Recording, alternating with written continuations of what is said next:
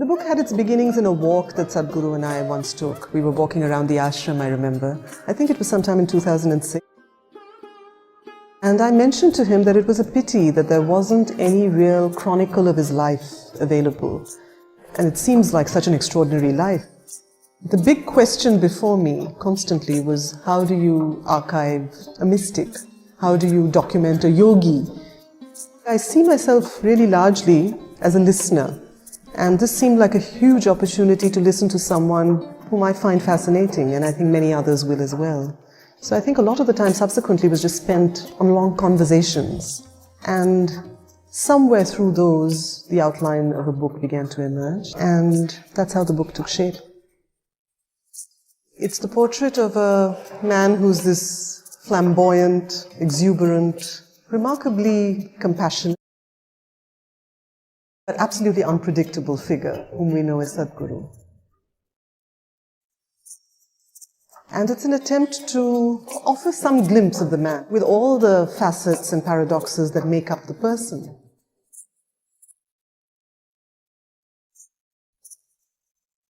On the one hand, there is this warm, friendly, funny, irreverent, provocative, endearingly human person whom many of us know.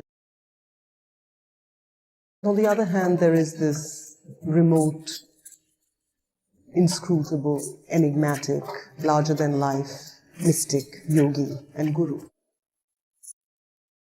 So the book is an attempt to probe, to find one's way through those paradoxes and contradictions. It's about a man who's just perhaps the most incredibly alive human being I know. I think what's inspirational about Sadhguru's life journey, which is what we attempt to present in the book, is the fact that he starts out a skeptic. And it's a journey from a skeptic to a spiritual guide. From a wild motorcyclist in Mysore to a mystic. From an agnostic to a guru. So that's the journey that the book tries to present. It's a trajectory of his life, from his early years to the present moment. On the one hand, he's capable of being incredibly rational, very commonsensical, so reasonable that you can end up believing that this is all there is to the person. And then there's the other side of him, which I see really as the side that's the poet, mystic. And that part of him may strain the limits of your credulity at times, but I don't have a problem with that. It intrigues me, it fascinates me, and in some ways that's part of the book too. One of the things that always strikes one about Sadhguru, which is something I discovered more and more of while writing this book, is his ability to lead a completely unguarded life. It's just this incredible vulnerability that he just allows you to see, and he allows everyone. A reminder that one doesn't need any of the trappings of holiness or piety to know yourself. The fact that this is a man who seems to pack the urgency and the voltage of several lifetimes into a single one.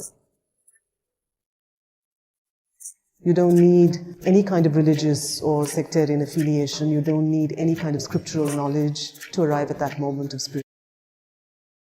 It can happen to him. It can happen to you and to me. I think that's the reminder that the book offers. So it is more than a life, in more ways than one.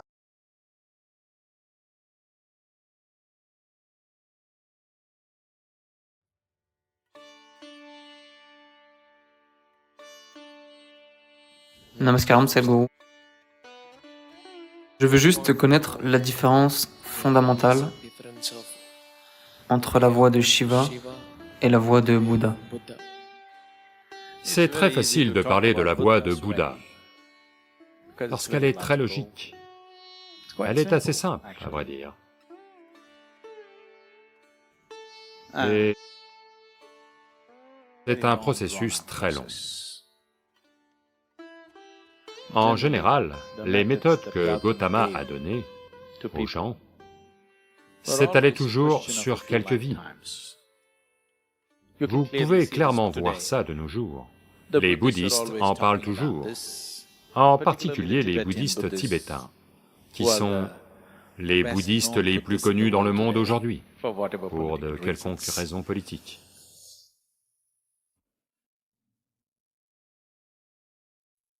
Il parle toujours de quelques vies de travail.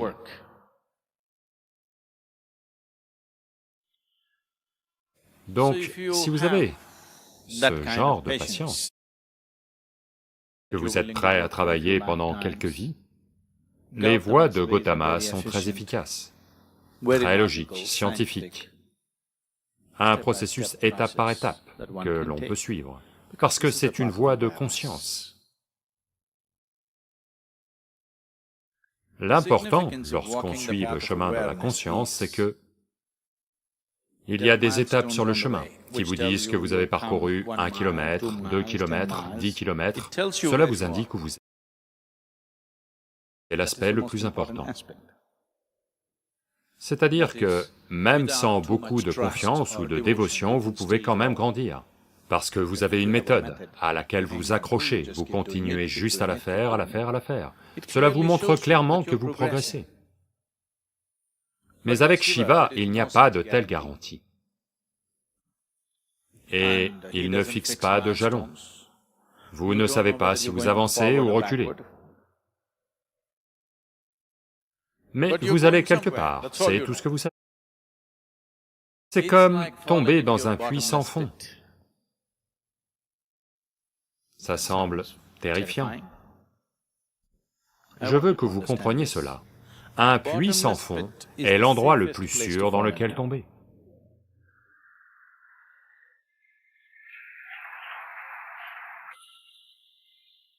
Un puits avec un fond est dangereux.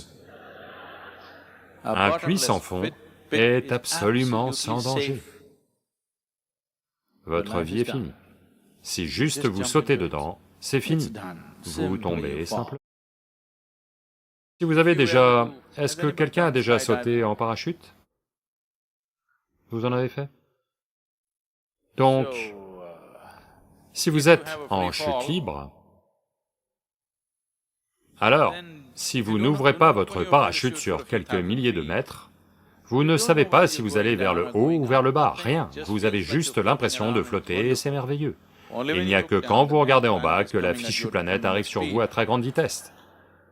Si on enlève cette planète, c'est une expérience fabuleuse. Il n'y a que si vous regardez en bas. Elle vous arrive dessus à très grande vitesse, c'est le seul problème. Tomber est... Ne prenez pas la chute pour une chose négative. Tomber est une chose super. Êtes-vous déjà tombé amoureux? Il n'y a que quand vous touchez le fond, là ça devient problématique. Si vous tombez dans un puits sans fond, alors il n'y a pas de problème. Donc Shiva est un puits sans fond. Ces méthodes sont très différentes. Mais vous ne pouvez pas le limiter ainsi parce que, avec 7 disciples, les 7 Sapta Rishis, les célèbres Rishis de jadis, il a enseigné 7 façons fondamentales par lesquelles un être humain peut explorer sa conscience. À partir de ces 7, par multiple de 7, ça a continué. Et il a exploré 112 voies différentes, et a dit, c'est tout. Il y a une belle histoire. Pas le temps pour les histoires. Donc, il a exposé 112 façons différentes par lesquelles un être humain peut atteindre son apogée. Et ces 112 sont les 112 chakras du corps. Il y en a 114, mais 2 d'entre eux sont en dehors du corps physique. Il a laissé ces 2-là, et a dit 112 façons différentes d'atteindre quand vous êtes incarné. Cela veut dire que chaque chakra du corps, chaque point de convergence du système énergétique est une certaine façon d'atteindre. Donc il n'a rien laissé de côté. Donc Bouddha est une petite partie de son œuvre. Je veux que vous compreniez, Gautama lui-même n'est pas juste allé s'asseoir dans la forêt. Les 8 années de sa sadhana, il les a passées avec divers enseignants dans tout le pays. Et toute la colonne vertébrale de ce processus spirituel, cette connaissance, est essentiellement venue de Shiva. Où que ce soit, quelle que soit la partie du monde, la base du processus spirituel vient de cette colonne vertébrale. Et ça a été amené dans différentes parties du monde sous tellement de formes différentes, elles ont l'air très différentes parce que ces 112 façons ont l'air absolument différentes les unes des autres. Donc, quelle est la différence entre Shiva et Bouddha n'est pas une question appropriée. Quel aspect de Shiva Bouddha a-t-il exploré? Il a exploré le chemin de la conscience, ce qui est l'un des... C'est très unidimensionnel, mais l'importance de Gautama Bouddha, c'est que il est très scientifique, clinique, il plaît à l'esprit logique. Mais Shiva est... Lui aussi s'est assis comme ça. Il a souvent été un ascète, il restait juste assis, immobile. Mais bien des fois, il dansait comme un fou, ivre. Il a traversé toutes sortes d'états, parce qu'il ne s'est pas limité à une quelconque dimension, il a simplement exploré chaque aspect de la vie. Donc, ce que vous appelez la voie de Bouddha n'est que l'un des aspects de ces 112 voies différentes. Et tant d'autres ont apporté tant d'autres aspects, mais des voies individuelles. De ces 7 disciples, de ces 7 Saptarishis, celui qui a marché vers le sud, sud veut dire tout ce qui est au sud de l'Himalaya est au sud. Je parle à tous les habitants de Mumbai. Tout ce qui est au sud de l'Himalaya est au sud. Donc Agastya a marché vers le sud. Et il est devenu particulièrement actif au-delà des montagnes Vindhya. Vous connaissez l'histoire des montagnes de Vindhya, s'inclinant devant Agastya Muni et il n'est jamais revenu, donc... Vous savez cette histoire? Non? Vous devez vous renseigner un peu sur la... Donc, en particulier, le plateau du Deccan, il s'est répandu de telle manière que chaque habitation humaine du plateau du Deccan a été touchée. Partout où vous posez les yeux, vous allez entendre quelque chose sur Agastya Muni. Et il a lancé cette action pour la revitalisation des campagnes. Il n'a laissé de côté aucun foyer. Il a introduit le processus spirituel dans la vie de tout le monde, toute la population. Ils disent qu'il a vécu plus de 4000 ans. On ne sait pas combien de temps il a vécu. Mais à coup sûr, sa durée de vie n'a pas été une durée de vie normale. Elle a été extraordinairement longue. Quand vous calculez simplement le kilométrage qu'il a parcouru, si vous l'aviez équipé d'un compteur de vitesse, et vu le kilométrage parcouru, vous pourriez voir que ça a duré extraordinairement longtemps. On ne sait pas si c'est 400 ans ou 4000 ans, les gens disent que c'est 4000, mais à coup sûr, il a vécu très longtemps. Et il a touché chaque habitation, et s'est assuré qu'un processus spirituel devienne une réalité vivante pour eux. Nous profitons encore de son travail, je veux que vous le sachiez. Le sud de l'Inde bénéficie toujours de son travail. À un certain, sans savoir pourquoi, à un certain niveau de nature posée, que vous voyez est son travail. Parce qu'il a introduit le yoga dans la vie des gens, sans une étiquette, sans un format, simplement comme un processus de vie.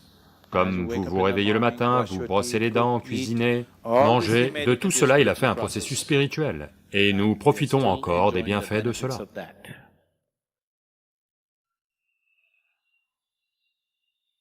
Si vous regardez n'importe quel processus spirituel, n'importe où sur la planète, vous verrez qu'il n'est pas en dehors des 112 voies par lesquelles Shiva a exploré cela. Donc, comparer Gautama et Shiva est inapproprié. J'ai un très grand respect pour Gautama.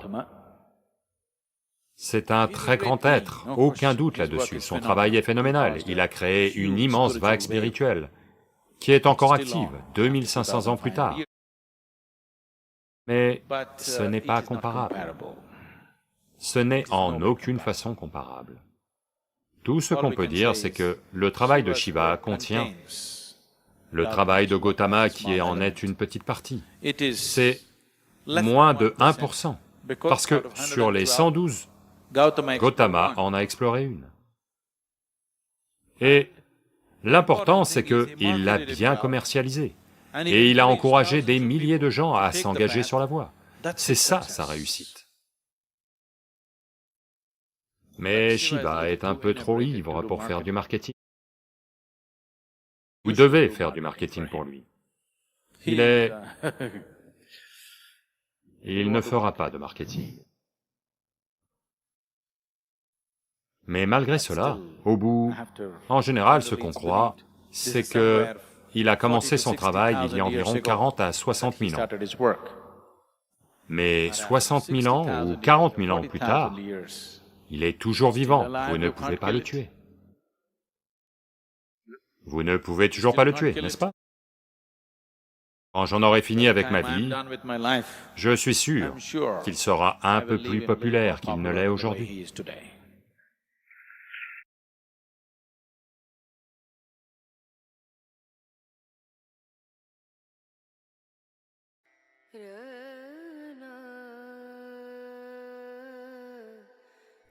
Si simplement vous vous retrouvez dans le mauvais type d'emploi, les choses négatives peuvent vous tomber dessus. Toujours se retrouver au bon endroit dans votre vie est un certain talent. Ne pensez pas que c'est de la chance.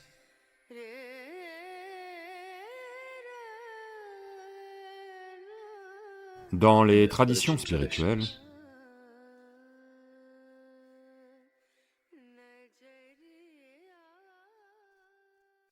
de nombreuses traditions spirituelles, toujours la sangha ou l'association ou être dans le bon type de compagnie a toujours été une partie très importante de la croyance. Parce qu'il y a rarement des êtres humains, juste un petit pourcentage, qui, peu importe où ils sont, vont toujours garder le cap. Tous les autres êtres humains ont besoin de soutien. S'ils ne sont pas en bonne compagnie, il y a très peu de chances qu'ils fassent ce qu'il faut. Malheureusement, c'est une réalité. Ce n'est pas forcément un malheur, parce que ce que ça veut dire, c'est que ils sont ouverts aux influences. C'est la responsabilité du tissu social de créer la bonne atmosphère pour que chaque individu grandisse vers ce qui est beau pour l'individu et pour tous ceux qui l'entourent. Mais pas toujours, ou rarement. Les sociétés exercent cette responsabilité.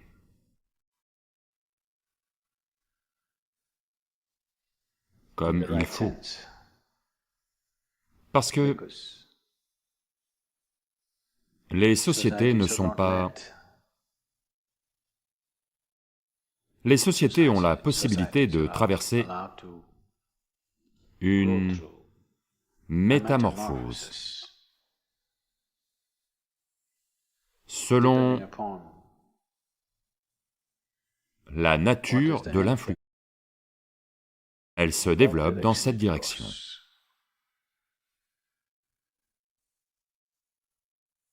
Je ne sais pas, je ne veux toujours pas y croire. Ils me disent que plus de 80% du contenu sur Internet est de la pornographie. Je ne veux toujours pas croire que c'est possible. Mais les gens qui s'y connaissent me disent, « Sadhguru, c'est comme ça. »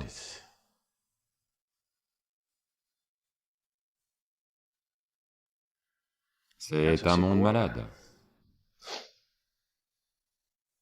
80% est un monde malade, pas un monde sain. Donc être sous le bon type d'influence,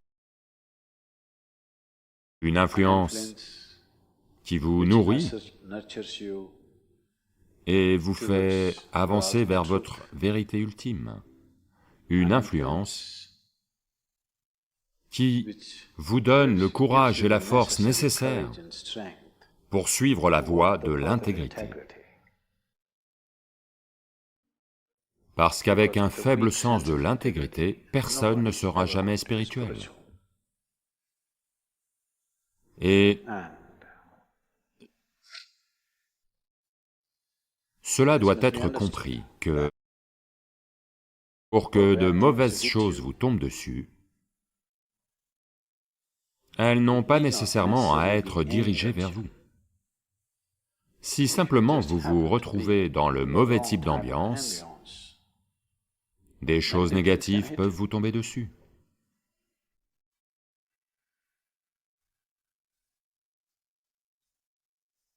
Ça me rappelle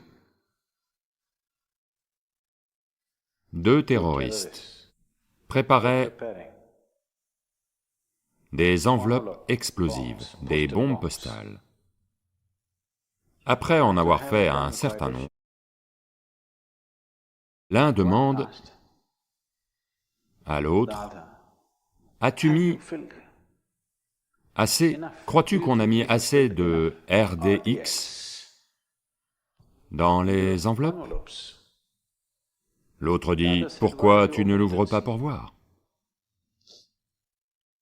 Il dit, « Oh, elle va exploser si je l'ouvre. » Il dit, « Espèce d'idiot, elle ne t'est même pas adressée. Elle n'a pas besoin de vous être... Vous ouvrez la mauvaise boîte, elle va vous exploser à la figure. » C'est comme ça dans le monde, c'est comme ça en vous.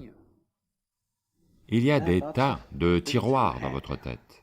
Vous ouvrez le mauvais tiroir, des vers vont en sortir. Vous ouvrez un autre tiroir, du parfum va en sortir. L'avez-vous remarqué vous-même? L'avez-vous vous-même remarqué en vous? Si vous ouvrez une certaine partie de votre mental, de la saleté va en sortir. Si vous ouvrez une autre partie de votre mental, du parfum va en sortir. Ne l'avez-vous pas remarqué?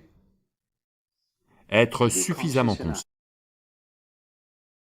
être en bonne compagnie pour que la saleté ne soit pas tolérée, pour que vous libériez le parfum en vous, pas la saleté, est une partie importante de la croissance.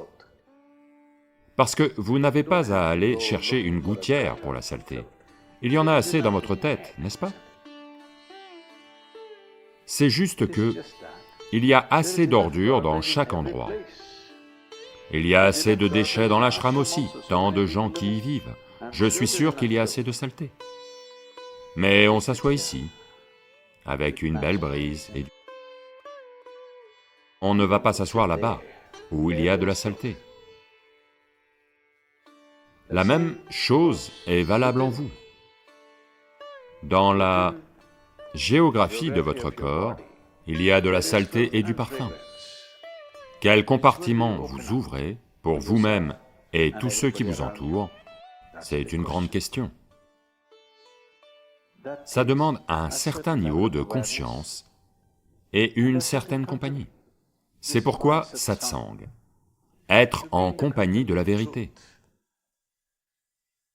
Très... Si vous faites le tour de l'ashram,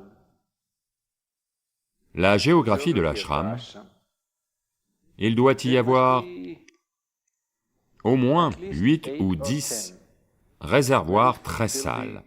On les appelle des fosses septiques, pleines d'infections.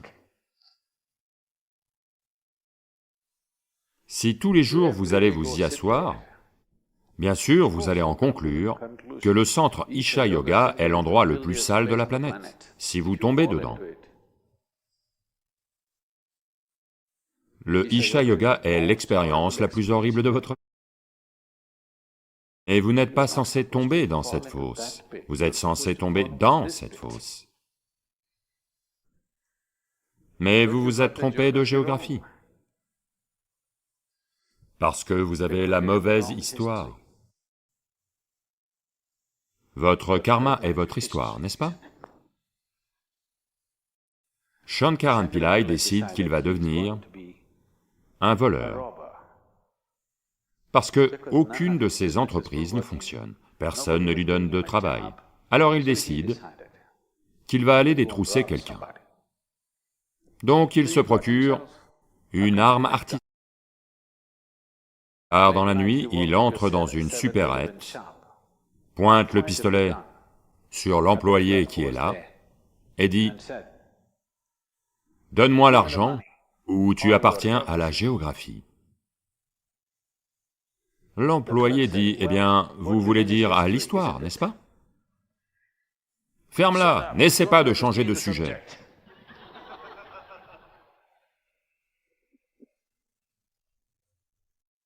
Non, on ne parle pas d'un autre sujet.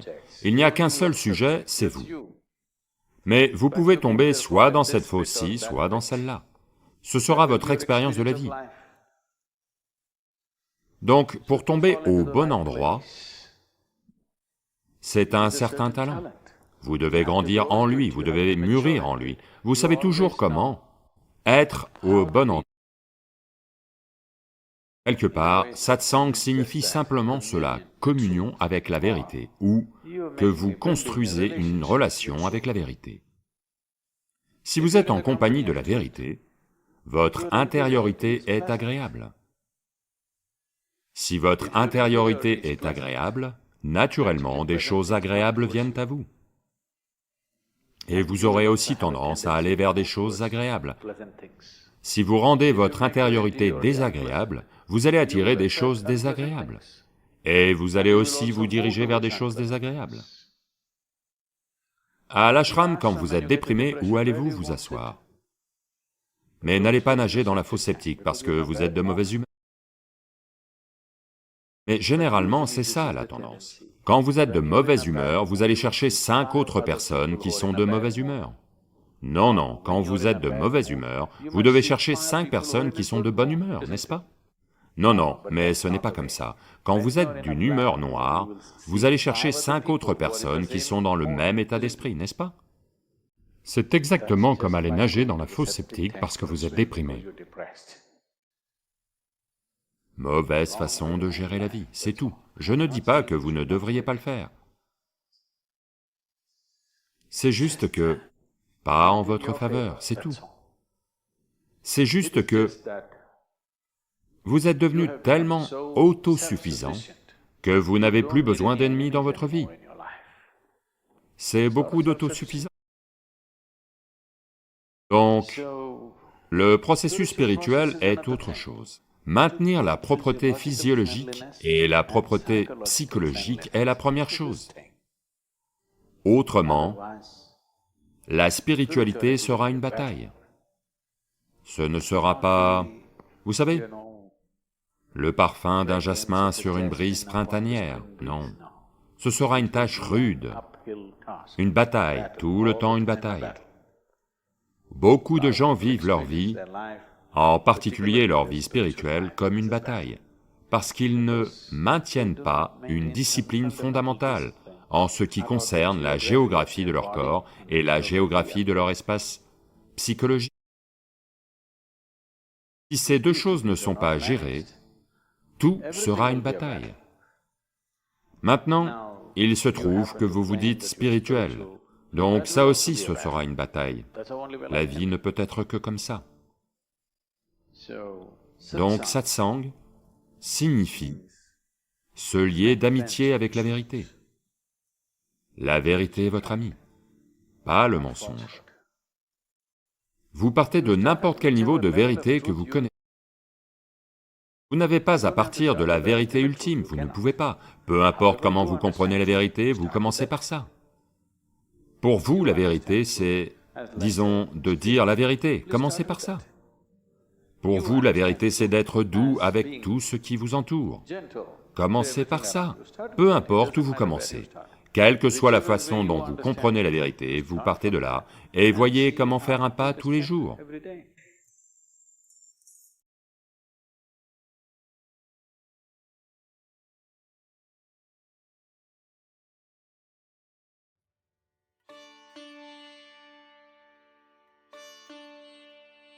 Un sujet malheureux, qui n'aurait pas dû exister. Mais là, maintenant, c'est devenu un débat national, qui est le viol, à cause d'un certain incident horrible qui a eu lieu à New Delhi. Le pays tout entier parle de viol. Donc,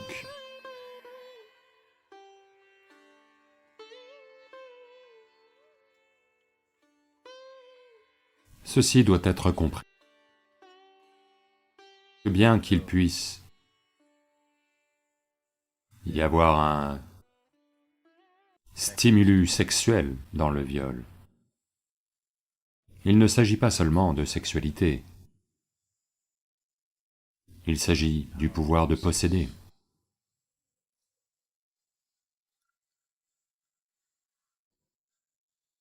Ce désir de posséder vient de plusieurs choses. Une erreur fondamentale que les sociétés ont commise est que, quelque part, dans la tête des jeunes, les jeunes hommes dans le monde, nous avons inculqué l'idée qu'une femme est un objet, une chose qu'on peut posséder. Soit le père de quelqu'un peut vous donner, il refuse, vous pouvez la prendre. C'est encore présent, n'est-ce pas, en arrière-plan. Quelque part, très en profondeur dans la structure psychologique, il y a l'idée que une femme est un bien. Un bien, c'est... Si quelque chose n'a pas un mental qui lui est propre, c'est un bien. Donc, ceci, probablement, dans certains endroits consciemment inculqués, dans beaucoup d'autres endroits inconsciemment inculqués, mais c'est profondément ancré dans la tête des gens. Sans se débarrasser de ça, juste une loi de plus, pendre le violeur, castrer le violeur, ça ne va pas vraiment produire des résultats. Et d'où cela vient-il? Ils ont fait une chose vraiment merveilleuse dans l'ancienne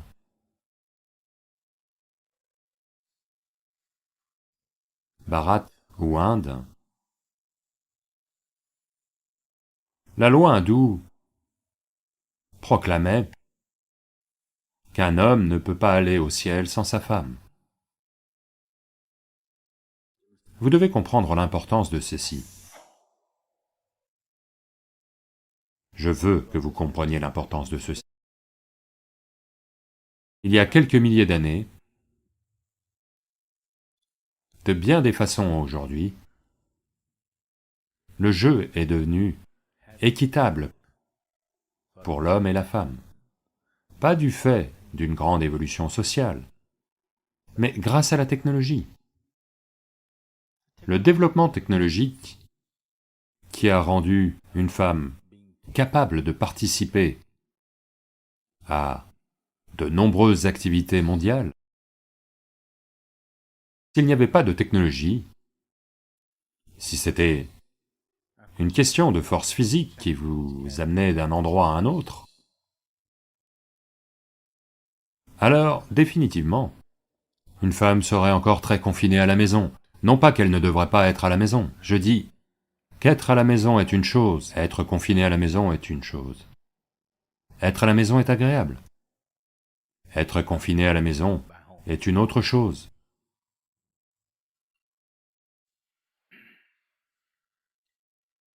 Donc, oui, définitivement, lorsque quelqu'un commet un acte violent, il doit être puni. Mais il n'en reste pas moins que si vous voulez une société meilleure, pas juste de meilleures lois, une loi ou une sanction n'est appropriée qu'après que les choses aient mal tourné. Pendre quelqu'un, faire quelque chose d'autre n'apportera tout de même pas de solution à la vie de quelqu'un. Si nous voulons faire en sorte que les choses ne tournent pas mal, il n'y a peut-être pas de solution absolue. Mais, à coup sûr, il existe quelque chose comme réduire le pourcentage, ou augmenter le pourcentage. Quand vous avez affaire au monde en général, il est seulement question de réduire le pourcentage. Peut-être qu'une société idéale n'existera jamais, ou aucune de ces choses n'arrivera. Mais en dirigeant nos efforts vers cette possibilité, la chose la plus importante c'est nous devons comprendre. Là maintenant, le chant que nous chantions est exactement à propos de ça. Dans la plupart des têtes, c'est encore le cas, une femme veut dire des parties de corps, une accumulation de parties du corps. Oui? Une poitrine, un nombril, une courbe, de longs cheveux, quelque chose. Voilà pourquoi beaucoup d'entre vous ont les cheveux courts ces jours-ci. Une partie, vous vous en êtes débarrassé. C'est toujours une somme de parties du corps.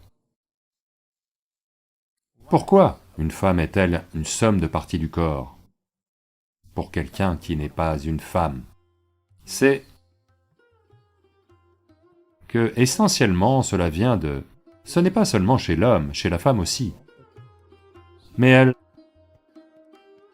ne conclut pas, elle n'en tire pas les mêmes conclusions que l'homme. Mais elle est aussi liée par les mêmes limites. Dès l'instant où les limites de votre physicalité deviennent les limites ultimes de la vie, vous ne faites pas l'expérience de votre respiration. Vous ne faites l'expérience d'aucune transaction qui a lieu pour vous maintenir en vie. Ceci, vous croyez que c'est la limite ultime. Si ceci est la limite ultime, si je regarde ceci, ceux qui ont exactement la même apparence que moi, ce sont des ennemis dont on aimerait se débarrasser. Ceux qui ont une autre apparence, ceux qui semblent avoir d'autres sortes de parties du corps, sont quelque chose que vous voulez posséder.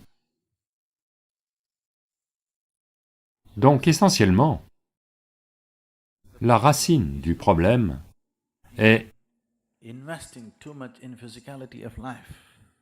un investissement trop important dans la physicalité de la vie.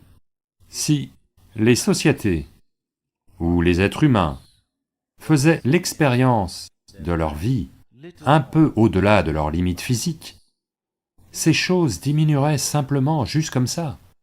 Peut-être pas éliminées, mais elles seraient drastiquement et considérablement réduites. Au point où quelques agresseurs, il serait possible de les gérer avec des sanctions. Vous ne pouvez pas gérer une grande majorité de la population avec des sanctions. Supposez que 10, 15, 20% des gens commettent des crimes dans une société. Vous ne pouvez pas punir 20% de la population. Si c'est 1%, vous pouvez les punir, vous pouvez gérer avec des sanctions. Si c'est 20%, vous ne pouvez pas gérer avec des sanctions, ça n'aidera pas. Vous voulez pendre 20% de la population? Ce sera pire que le viol. Et ça n'aidera pas.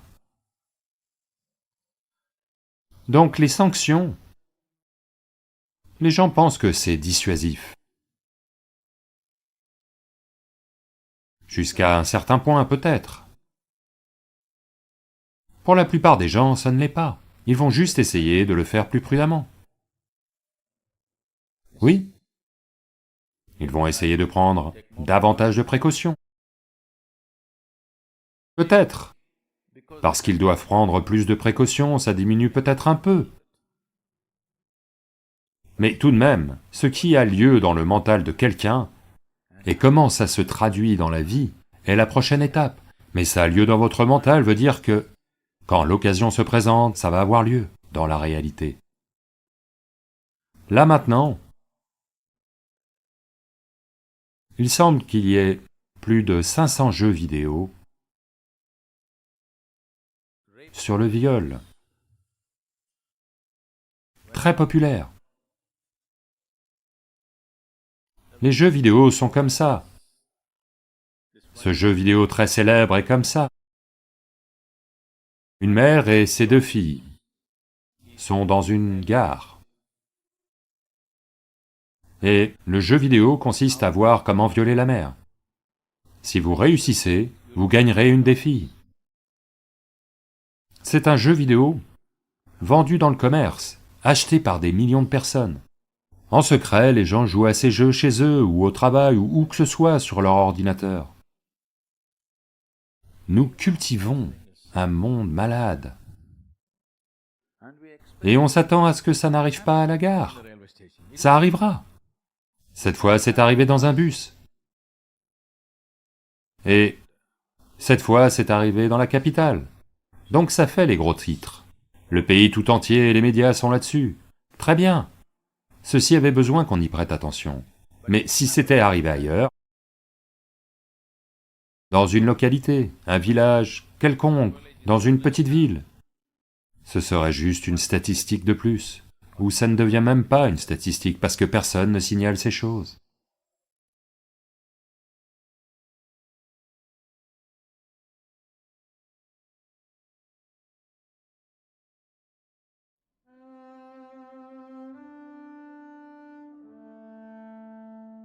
Joyeux Ugadi à tous ceux qui connaissent et aux autres aussi.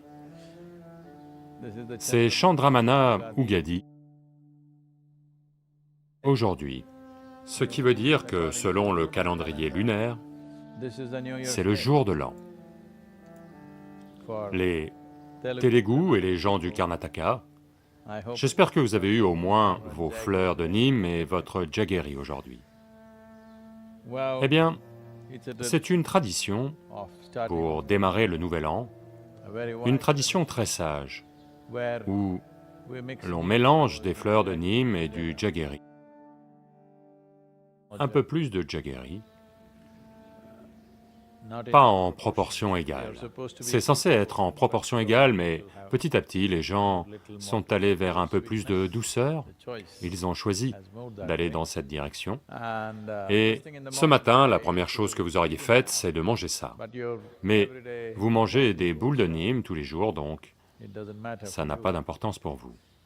L'idée, c'est que pour l'année qui vient, on ne demande pas que des bonnes choses, que des choses douces. On les mélange au moins en proportion égale,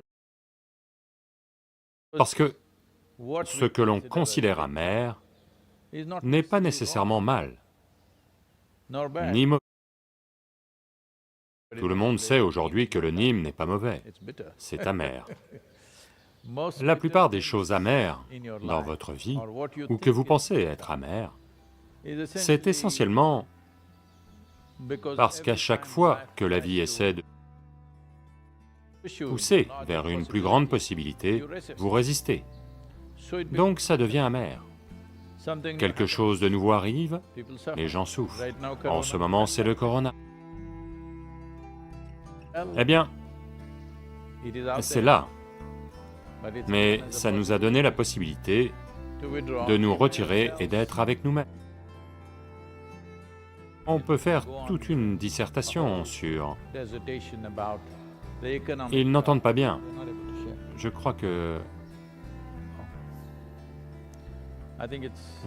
l'audio ne passe pas très bien. Donc, on peut toujours parler des impacts négatifs sur l'économie et de la façon dont nos vies vont être. Au pire, je dis au pire, nos vies pourraient devenir comme elles étaient il y a 10 ans. Au pire. Ou peut-être qu'elles vont regresser de quelques mois ou un an. En termes de possibilités économiques, de confort, d'équipement, nous pourrions régresser, c'est possible, si ça se déchaîne dans le monde entier. Mais on a déjà vu certaines nations gérer cela de façon responsable et systématique. Ils ont réussi à faire en sorte que ça ne se passe pas comme ça. Ici en Inde, on l'écrase plutôt durement si tout le monde coopère et se comporte de façon responsable. Je pense que ça ne va pas se passer comme ça, mais à coup sûr, il y aura des pertes dans les vies de tout le monde, qui que vous soyez, riches, pauvres, classe moyenne, tout le monde. Mais ces moineaux, comme vous l'entendez, ils ont l'air très heureux.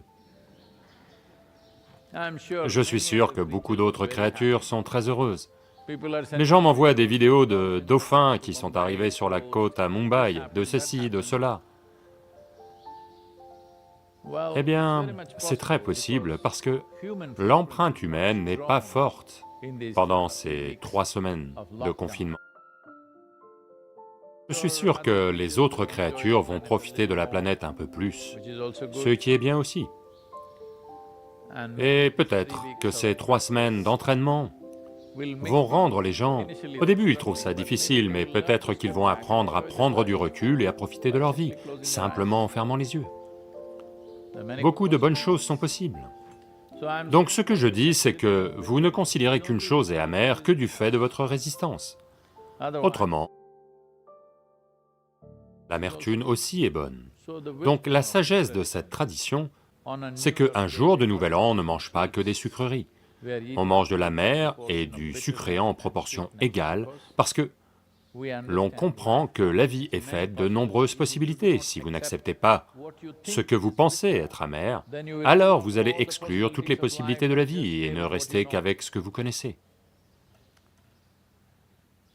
Donc aujourd'hui, c'est Ugadi, en particulier pour tous les gens du Karnataka et les Télugus. Je pense que dans la culture tamoule, le jour du Nouvel An tombe quelques jours plus tard.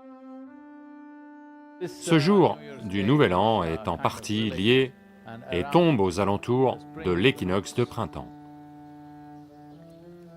Cela veut dire que la position du Soleil vis-à-vis de l'hémisphère nord, en particulier au niveau des tropiques, change considérablement, et c'est l'époque où la lumière du Soleil est à son apogée.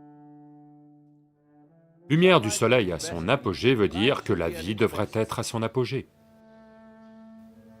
Mais malheureusement, comme nous avons ravagé la planète, comme il n'y a pas d'ombre nulle part et que l'eau est en gros un problème, s'il y a davantage de soleil, tout un tas de gens sont terrifiés.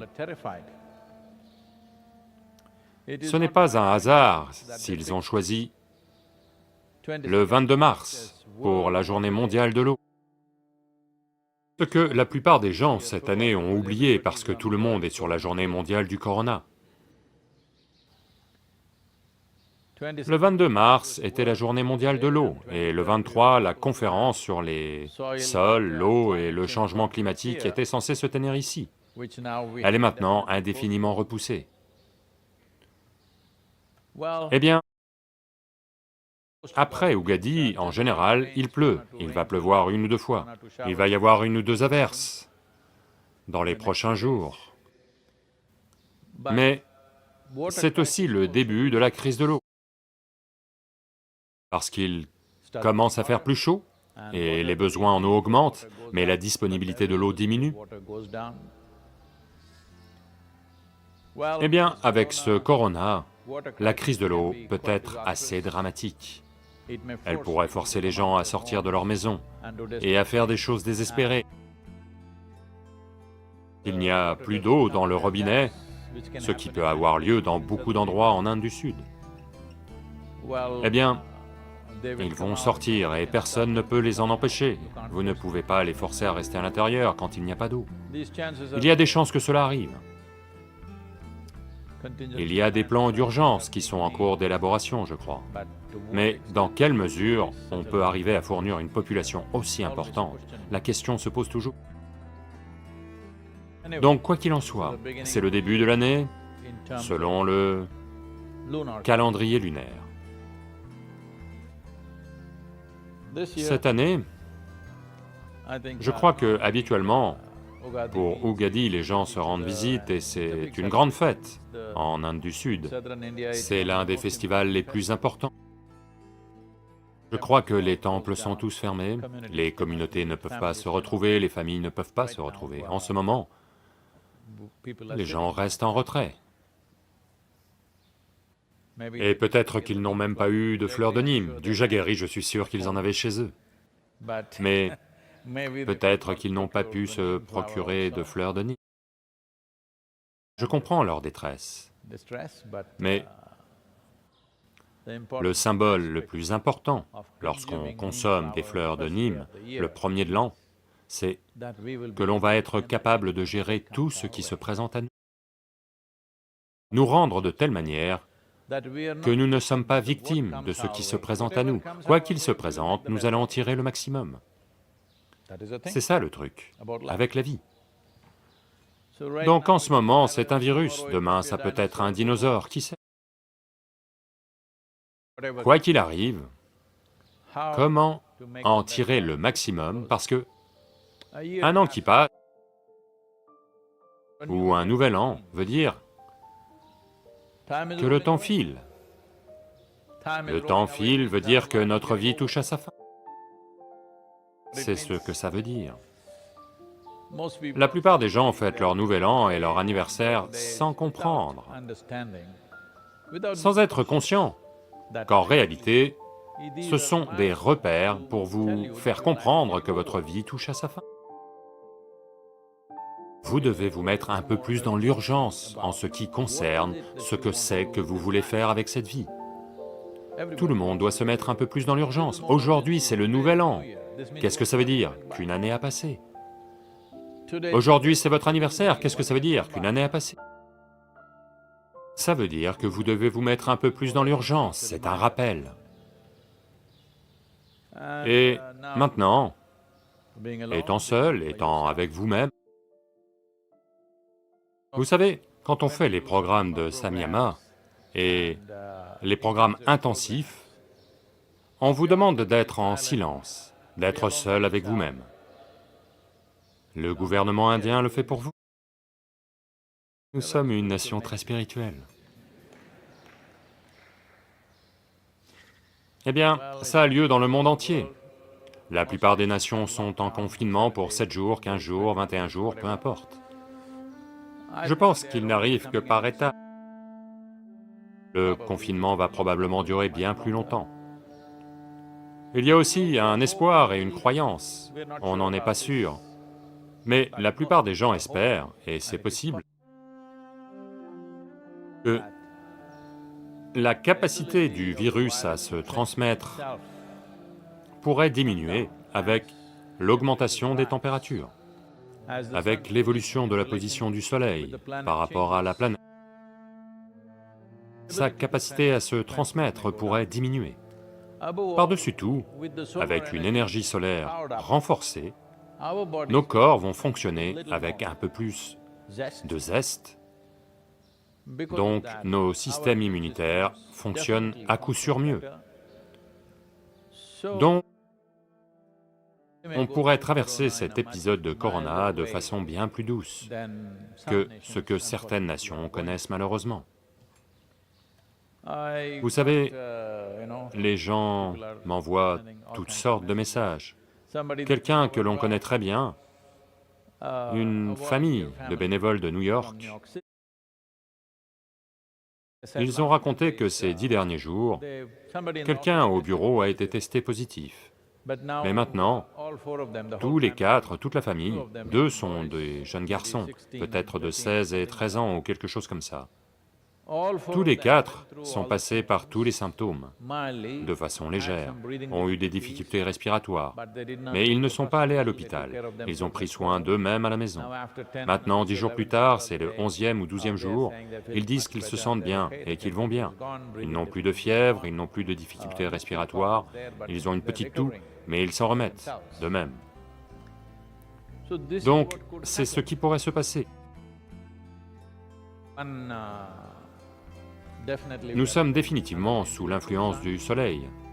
Nos systèmes immunitaires pourraient mieux fonctionner. Si cela arrive, le confinement de 21 jours pourrait fonctionner. Mais si le virus devient plus intelligent, qui sait? S'ils sont arrivés avec leur propre système de climatisation ou autre, qui sait? Qui sait quelles astuces ils ont? La création a tout un tas d'astuces.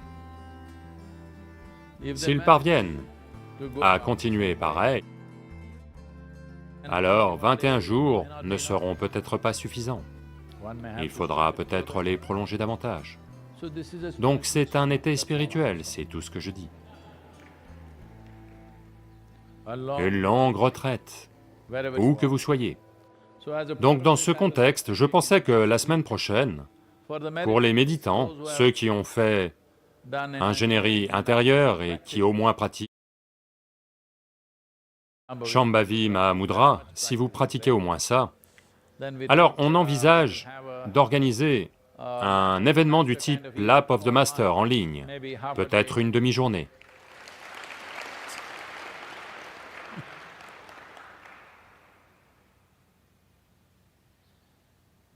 Donc, pour cela, j'aimerais voir combien d'entre vous, dans différentes parties du monde, sont intéressés pour investir au moins 5 heures de temps, du temps engagé. Ce n'est pas que vous allumez votre ordinateur ou votre téléphone et faites les 100 pas en parlant et en écoutant, non. Si vous êtes prêt à vous asseoir seul dans une pièce, connecté, et que pendant 5 heures, vous êtes entièrement dédié à cela, on pourrait voir comment mener un processus qui sera à coup sûr utile. Je ne pense pas au corona, je pense à vous. Maintenant, je sais que les gens vont m'attaquer pour ça, mais maintenant, vous êtes devenu un chercheur spirituel captif. Le rêve d'un gourou.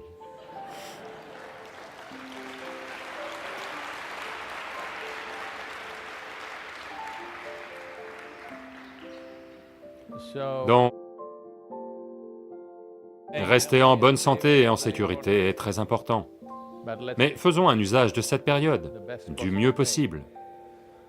Donc, ceux d'entre vous, où que vous soyez dans le monde, si vous vous inscrivez et vous engagez pour un minimum de 5 heures, nous allons fixer une date, la semaine prochaine, pour avoir une session de 5 heures, durant laquelle nous allons vous guider à travers certaines choses.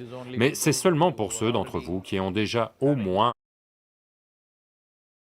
Shambhavi Mahamudra actif dans leur vie, autrement ne le faites pas. C'est important, parce que autrement je vais être limité quant à ce que je peux faire et ne pas faire. J'entends le chant « Yoga, yoga ». Eh bien, le chant est dans tous les haut-parleurs du centre. Vous devez écouter la façon dont il est chanté, mais j'entends beaucoup d'entre vous qui chantent en marchant ou assis ici ou là. Ceux d'entre vous qui sont ailleurs, je ne sais pas comment vous le faites. Je remarque que chez beaucoup d'entre vous, le mantra est uniquement dans la bouche. Ce n'est pas comme ça qu'il faut faire. Le mantra est conçu de telle façon, si vous le prononcez, naturellement la réverbération démarre de la base de votre ventre, c'est très important. C'est votre Manipuraka. C'est là que se trouve votre centre de maintenance. Et en ce moment, comme tout tourne autour du virus, activer votre Manipura, qui est le centre de maintenance, est très important. Donc, lorsque vous prononcez le mantra, à moins que vous ne commenciez à chanter de façon très machinale, pas de façon consciente, le mantra part naturellement de la base du ventre. Vous chantez machinalement parce que vous le connaissez, et blablabla. Ça pourrait être des insultes, pourquoi un mantra? Mais je pense que quand on insulte quelqu'un, ça vient pile de là. Je ne pense pas que quiconque soit capable d'insulter comme ça. Quand vous insultez, ça vient de là, donc faites le mantra comme si c'était des insultes. C'est-à-dire que vous êtes impliqué. Le mantra, les sons sont géométriquement conçus de telle façon que naturellement, ils touchent les points les plus profonds en vous. Alors seulement, ils vous énergisent. Alors seulement, il active votre samatprana. Si vous commencez à chanter le mantra, si je dis ça, comme nous sommes sur une plateforme en ligne, certaines personnes vont devenir folles, mais laissons-les faire.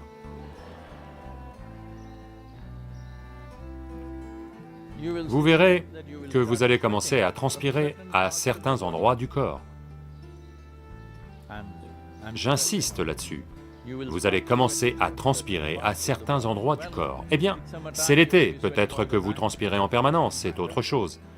Mais vous allez voir que vous allez commencer à transpirer à certains endroits du corps si vous le faites intensément.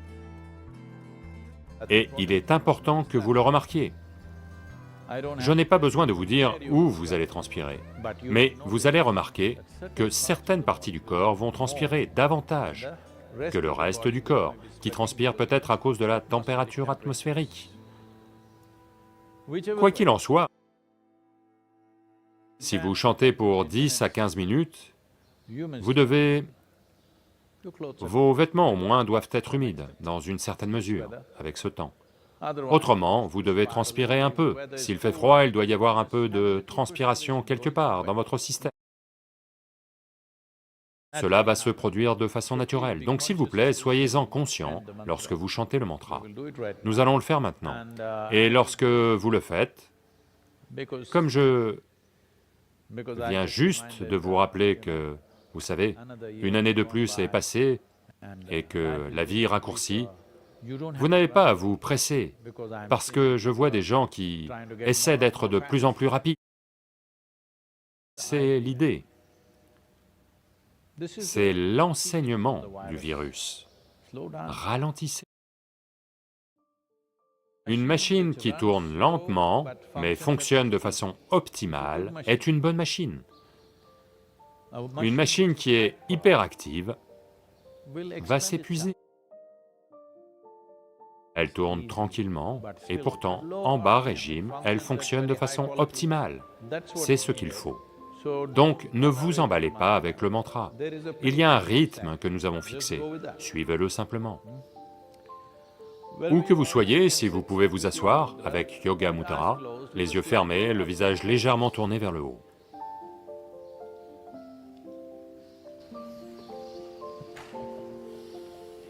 Yoga Yoga Yogeshwaraya Bhuta Bhuta Bhuteshwaraya Kala Kala Kaleshwaraya Shiva Shiva Sarveshwaraya Shambho Shambho Mahadevaya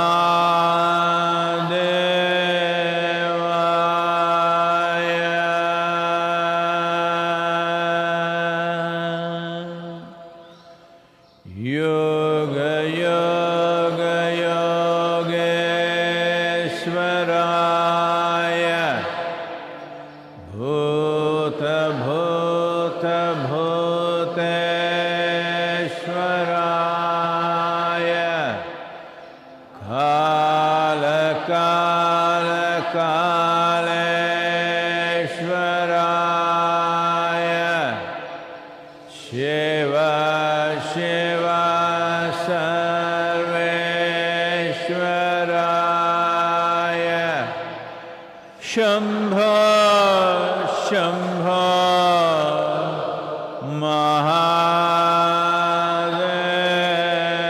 महादेवाय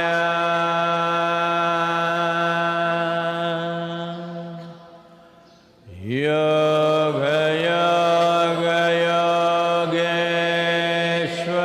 योगेश्वराय भूत भूत भूतेश्वराय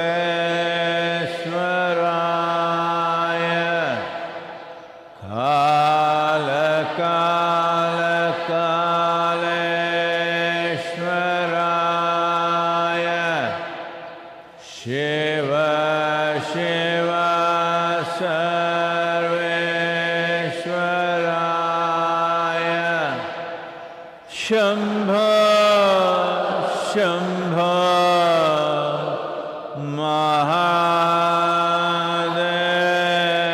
महादेवाय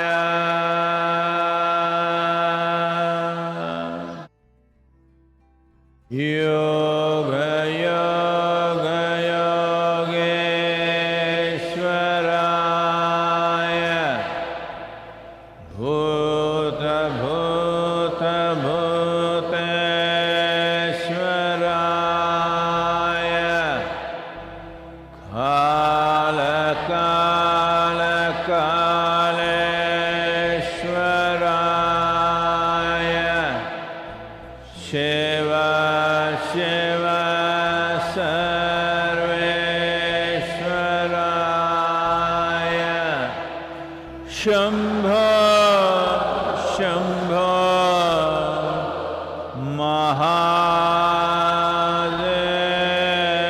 महादेवाय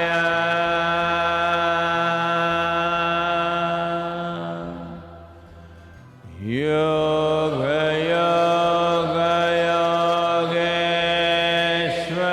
योगेश्वराय भूत भूत भूतेश्वराय काल काल कालेश्वराय शिव शिव सर्वेश्वराय शम्भो शम्भो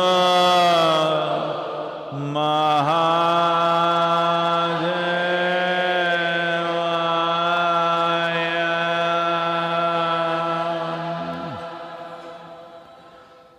योग योग योगेश्वराय भूत भूत भूतेश्वराय काल काल कालेश्वराय शिव शिव सर्वेश्वराय शम्भो शम्भो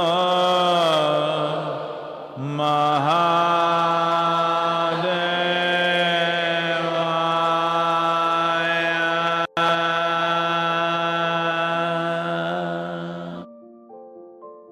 योग योग योगेश्वराय भूत भूत भूतेश्वराय काल काल कालेश्वराय Shiv Shiva Sarveshwaraya Shambho Shambho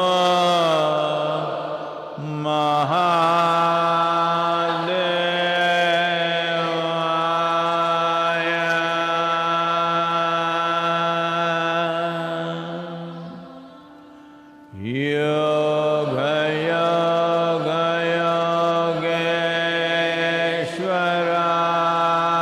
Yogeshwaraya Bhuta Bhuta Bhuteshwaraya Kala Kala Kaleshwaraya Shiva Shiva Sarveshwaraya Shambho Shambho Mahadevaya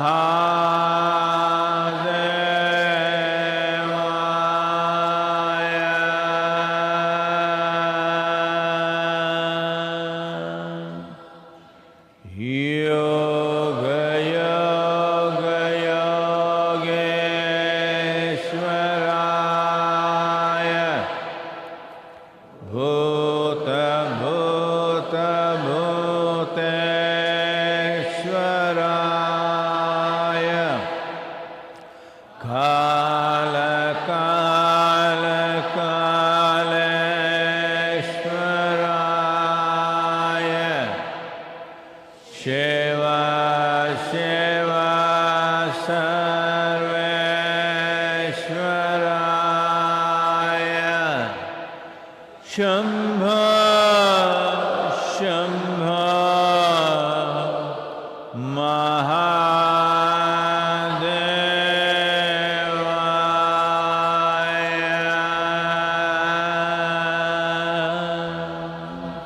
Restez assis. Restez simplement assis, immobile, sans bouger. Restez assis, immobile. Soyez simplement... Donc, lorsque vous prononcez le mantra, il est important qu'il vienne de votre Manipura, ou plus profond. Au moins la dernière partie, lorsque vous dites Shambho, vous devez le dire comme si c'était la dernière chose que vous vouliez dire. Vous voulez tout faire sortir, c'est la dernière chose que vous allez faire. C'est comme ça que vous devez le dire. Et j'espère que ce sera aussi la dernière chose que vous direz. Quoi qu'il en soit, joyeuse Ugadi une fois de plus, et avec ce nettoyage et ce retrait, le virus gourou nous apprend, et pas moi. Le virus est devenu un gourou. Comment rester avec vous-même, être avec vous-même? Eh bien, trop de contacts sociaux sont une contagion de toute façon. Donc le virus vous donne une leçon. Peu importe à quel point une créature est petite, nous devons... Pourquoi? Cette culture, homme, femme, enfant, Dieu, vache, saint, parce que tous ont quelque chose à nous apprendre. Nous y voilà, à apprendre des micro-organismes. Merveilleux. Donc si vous êtes prêts à vous engager pour 5 heures, veuillez tous vous inscrire. S'il vous plaît, nous allons fixer.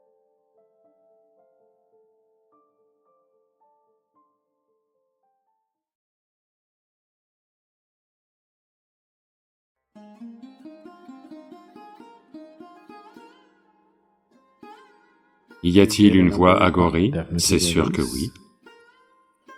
C'est encore un processus spirituel très actif. Un corps mort récemment a certaines possibilités. Donc certains systèmes utilisent cela. Si vous voulez vraiment voir ressusciter les morts et ce genre de choses, c'est eux qu'il vous faut.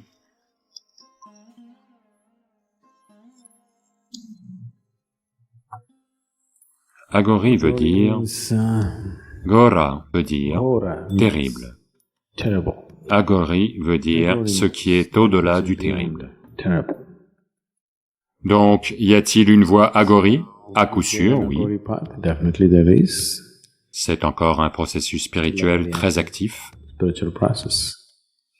Les gens utilisent diverses substances pour faire des tas de choses. Un corps récemment mort a certaines possibilités. Donc, certains systèmes utilisent cela. Donc, ce qu'ils font, c'est que il y a encore du prana dans le corps qui est mort. Donc ils sont assis là. Si vous allez au ghat de Manikarnika ou d'Harishchandra, il y aura des agoris assis là, en train de regarder. Tous ceux qui arrivent, ils demandent « Quel âge a-t-il? Comment est-il mort ?» C'est pour ça que certains d'entre eux qui ne veulent pas que ça se sache, les couvrent avec des bâches en plastique, vous savez, pour qu'on ne puisse pas les voir. Quel âge a-t-il? Ils ne vont pas dire quel âge il avait. Mais les agoris veulent savoir. Si c'est un jeune, quelqu'un qui était plein de vie et qui pour telle ou telle raison est mort, ils veulent ce genre de personne. Quand cela arrive, ils veulent travailler avec. Ils veulent utiliser l'énergie qui se dégage. Une fois que le corps commence à brûler, ce prana doit sortir immédiatement. Quand cela sort, ils veulent utiliser cette énergie vitale pour faire quelque chose avec eux-mêmes. Si tu ne connais pas la science derrière cela, tu ne peux pas juste penser que tout ça c'est bizarre. Oui, c'est une façon extrême de faire les choses, ce n'est pas pour tout le monde. Pourquoi quelqu'un choisirait-il une telle voie? Parce que il ne voit pas la vie comme bonne ou mauvaise. Il voit juste la vie comme une possibilité vers l'ultime. Il se fiche du comment.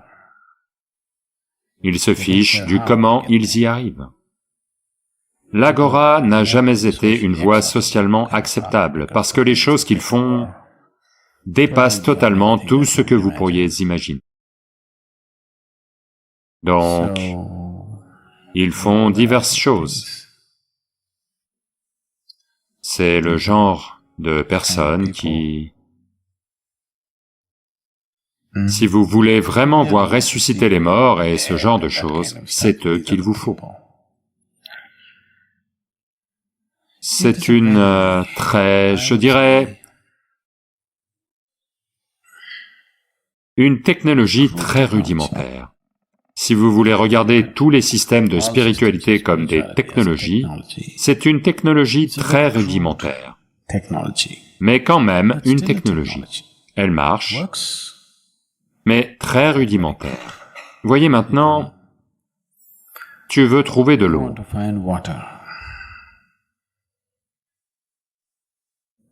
Tu peux creuser un puits à main nue,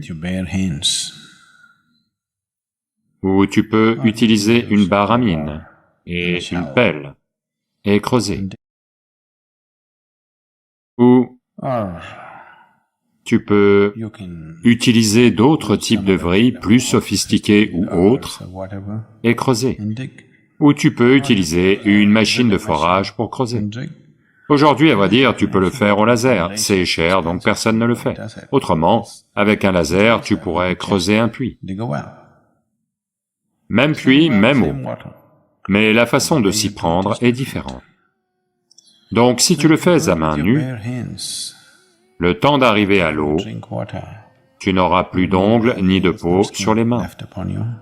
Mais tu t'en moques, tellement tu as soif. Tu as extrêmement soif. Et ça va aussi être un processus très long. Mais tu t'en fiches, tu ne veux regarder qu'en direction de l'eau. Tu veux juste y aller.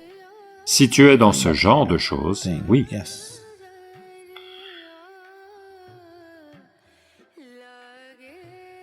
Mais le problème avec ce genre de choses, c'est que tes mains pourraient s'user avant que tu n'atteignes l'eau. Les gens ont réussi. Ce n'est pas qu'ils n'ont pas réussi. À main nue, les gens ont creusé des puits et trouvé de l'eau. Mais si tu n'as pas les mains assez fortes, Elle pourrait simplement s'user jusqu'à l'os avant que tu n'atteignes l'eau.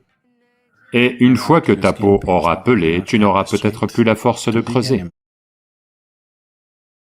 Donc c'est le genre de chemin où si 1 millier de personnes s'y engagent sérieusement, un va peut-être y arriver. Les autres vont se perdre. Donc ces chemins sont généralement empruntés plus que pour la dimension spirituelle, pour acquérir des pouvoirs occultes. C'est pour ça qu'ils empruntent ce chemin. En tant que processus spirituel aussi, c'est une possibilité. Mais la plupart des gens n'y arriveront peut-être pas parce que la plupart des gens n'ont pas ce genre de persévérance, ni ce genre de courage, ni la capacité de gérer le dégoût. Parce qu'il faut faire les choses les plus dégoûtantes sur la voie agori. Mais elles sont faites par les gens qui veulent acquérir certains pouvoirs pour dominer la vie, pour dominer d'autres êtres humains. Dans ce contexte, oui, ça a été une voie active et efficace. Ça a aussi été un processus spirituel actif et efficace pour certaines personnes, mais pour quelques rares cas, pas pour les autres. Les autres vont se briser sur des chemins comme ça. Ils vont juste se briser, parce que ça requiert autre chose. Ils veulent en arriver à un point où ce que tu considères comme une chose horrible, ils essaient d'être amis avec ça. Parce que dès l'instant où tu aimes quelque chose et n'aimes pas autre chose, tu as divisé l'existence. Et une fois que tu as divisé l'existence, tu ne peux pas l'embrasser. Donc, ils choisissent tout ce que tu ne pourras pas supporter. Ce qui est le plus abominable pour toi, c'est avec ça qu'ils se lient d'amitié, parce qu'ils veulent supprimer ce qu'ils aiment et ce qu'ils n'aiment pas. Tout est pareil pour eux. C'est une façon d'embrasser l'univers.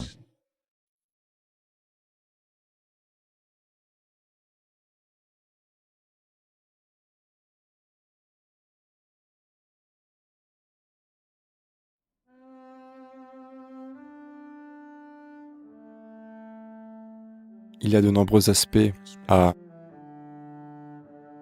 l'utilisation du vibhuti ou de la cendre sacrée. À part ce que ça représente énergétiquement, à part sa capacité à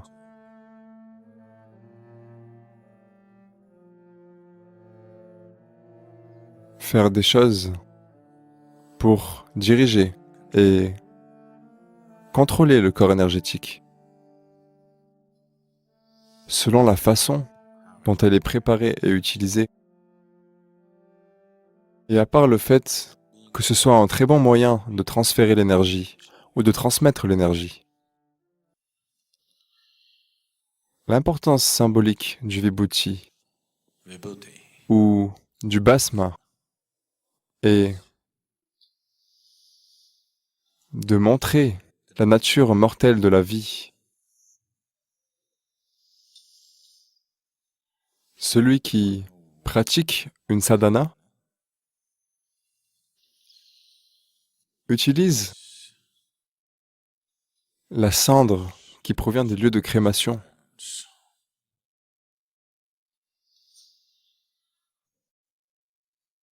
Les réserves d'Adiyogi provenaient toujours des lieux de crémation. Et encore aujourd'hui, de nombreux yogis ne se procurent la cendre dont ils ont besoin pour leur sadhana que dans les crématoriums. Une chose, c'est que elle a une certaine qualité qui lui est propre. Une autre chose, c'est que c'est un rappel constant de votre propre mortalité. En permanence, vous portez la mortalité sur votre corps. Shiva a enduit son corps, de la tête aux pieds, de la cendre du crématorium. Parce qu'il ne veut pas oublier, ne serait-ce qu'un instant, qu'il est mortel. Si un instant, vous oubliez que vous êtes mortel, l'ignorance va germer. Si vous oubliez pendant longtemps, ça va porter ses fruits.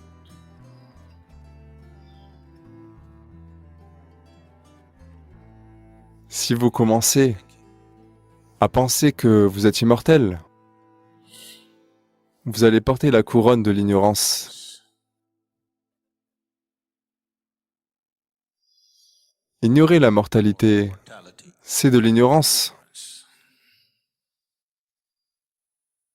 Donc, vous verrez, particulièrement dans le sud de l'Inde,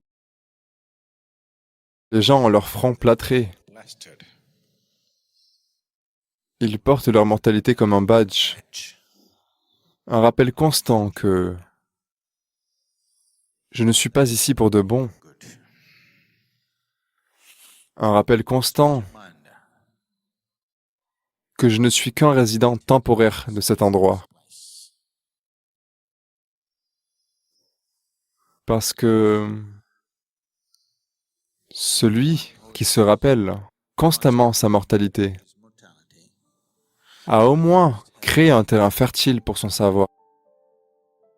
Peut-être qu'il ne sait pas encore, mais il a au moins créé un terrain fertile pour que la connaissance germe dans sa vie.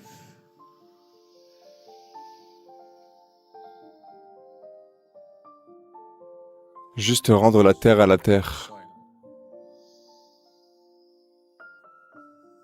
Très peu de gens peuvent le faire avec grâce.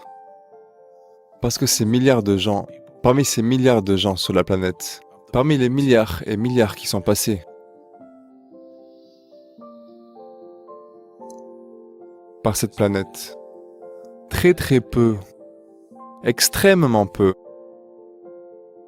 peuvent rendre la terre qu'ils ont prise à la terre-mère avec grâce. Très peu.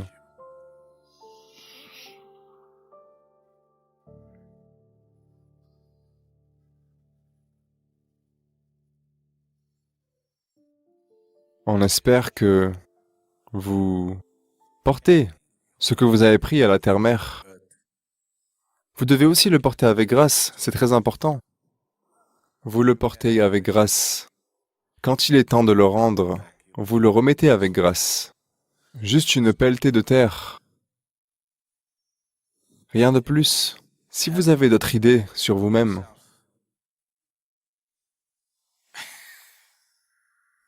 vous allez apprendre à la dure. Donc, vous savez, où que vous alliez, les gens disent « Vous devez être, vous devez être ». Tout ce qu'ils vous disent, c'est que, au lieu d'être un mental inutilement compliqué, vous devez simplement devenir un être, ce que vous êtes. Si vous devenez un être, mon travail, ça va être un plaisir. Pas avec des gens autour qui ne sont que mental. Si les gens autour ont un mental brillant, c'est bien. Un mental stupidement compliqué, ce n'est pas bien. Les gens qui savent comment compliquer chaque chose, chaque situation simple, c'est beaucoup de travail acharné pour rien. Le mental est un cadeau fantastique à l'humanité. Mais quelle horrible chose les gens en ont fait. Donc, la vie et la mort peuvent être menées avec grâce. Si vous enduisez ceci de cendre pour rappeler à cette tête en permanence que je suis mortel, je suis mortel, je suis mortel, je suis mortel, vous allez voir, le mental va se décompliquer lui-même. C'est un outil très simple. Vous savez, les gens se transforment s'ils croient qu'ils vont mourir demain. Si votre médecin vous dit que vous allez mourir demain, que vous avez moins de 24 heures à vivre. Vous verrez, vous allez vous transformer si rapidement que de minute en minute, vous allez changer. Donc n'attendez pas que votre médecin vous dise quelque chose d'horrible. Chaque chose, quand vous prenez du Vibhuti et l'étalez ici et là, vous vous rappelez simplement que je suis mortel, je suis mortel, je suis mortel, je suis mortel. Vous avez besoin de faire ça. Si vous faites cela, votre mental va se décompliquer. Un mental décompliqué est un mental brillant. Il peut faire des choses phénoménales. Il ne sera pas un obstacle. Il sera une voie en soi. Et si vous devenez un être, le travail d'un gourou va devenir une chose merveilleuse. S'occuper d'un mental simple, qui est compliqué. Ils croient juste qu'ils sont compliqués. Ils ne sont même pas compliqués, c'est juste une telle perte de temps et de vie.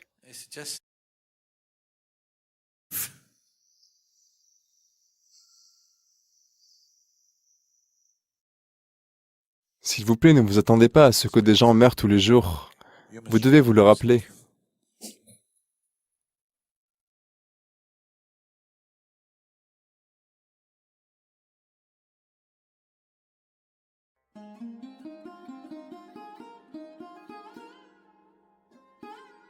Kailash est comme une bibliothèque avec 100 millions de livres, mais pas d'étagères. Dhyanalinga est une bibliothèque efficace. Facile d'en trouver un. Si tu commences à creuser, tu ne vas pas en sortir. Un instant, si vous pouvez être absolument là, tout est possible à travers cela. Ça demande seulement de l'intensité. Namaskaram Sadhguru, vous avez dit par le passé que Kailash est une bibliothèque spirituelle où beaucoup de grands êtres ont laissé leur savoir. Quelque chose de similaire est-il possible dans le Dhyanalinga? Comme vous le savez, le sommet des Veliangiri est appelé le Kailash du Sud parce qu'il y a des qualités semblables, mais pas la même magnitude. Est-ce que la magnitude importe?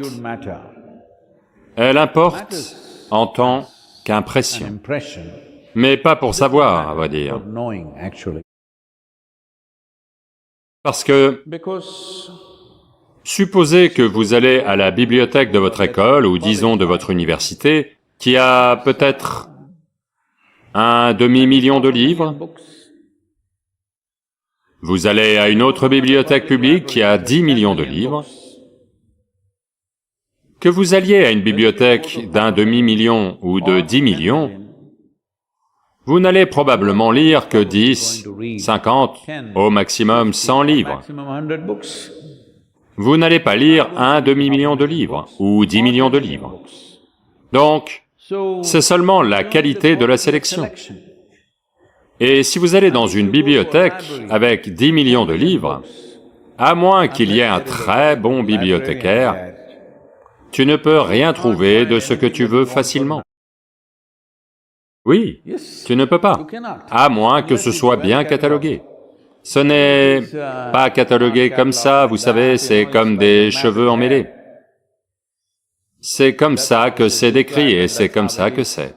C'est comme les cheveux emmêlés de Adiyogi. S'il fait ça, tout le catalogue est perturbé. Donc vous allez devoir le trouver. Non pas que ce ne soit pas possible, mais ça requiert un certain niveau. Ça requiert un certain niveau d'éducation, de réussir à explorer la bibliothèque. Oui. Autrement, tu vas fixer tous les livres. Il y a toutes sortes de choses qui ne sont pas pertinentes pour toi. Donc, en ce sens, Dhyanalinga est une bibliothèque efficace. On n'a pas autant de livres qu'eux, mais on a ce qui est nécessaire, facile à trouver, parce que c'est mieux organisé, catalogué. C'est juste que tu dois passer assez de temps pour voir. Quand je dis pour voir, Ce que je veux dire, c'est en premier voir, ensuite comprendre ce qu'est l'alphabet, puis le mot, puis la phrase, puis essayer de comprendre ce que ça dit. C'est la nature de l'apprentissage, de toute chose qui doit être lue. Donc d'abord, tu dois être capable de voir. Ensuite, tu dois être capable d'identifier l'alphabet, le mot, la phrase, et ainsi de suite. Est-ce que ça prend du temps? Du temps, mais pas nécessairement énormément de temps. Ça requiert juste de l'intensité. Un instant, si vous pouvez être absolument là, pas préoccupé par le collage que vous avez construit et qui vous êtes et ce que vous êtes, et votre sécurité, votre bien-être et bêtises. Si vous pouvez juste écarter votre instinct de conservation, l'instinct de conservation, vous pouvez juste le déposer. C'est pour ça que, quand vous entrez dans le Dhyanalinga, il y a un yogi au sol, pour indiquer que c'est là que vous devez vous laisser tomber avant d'entrer. Vous devez laisser votre corps, votre mental, vos idées, vos opinions, vos absurdités, tout, juste là, et y aller. Simplement s'asseoir. Où est-ce écrit? Ce n'est écrit nulle part. Mais tout est possible à travers cela.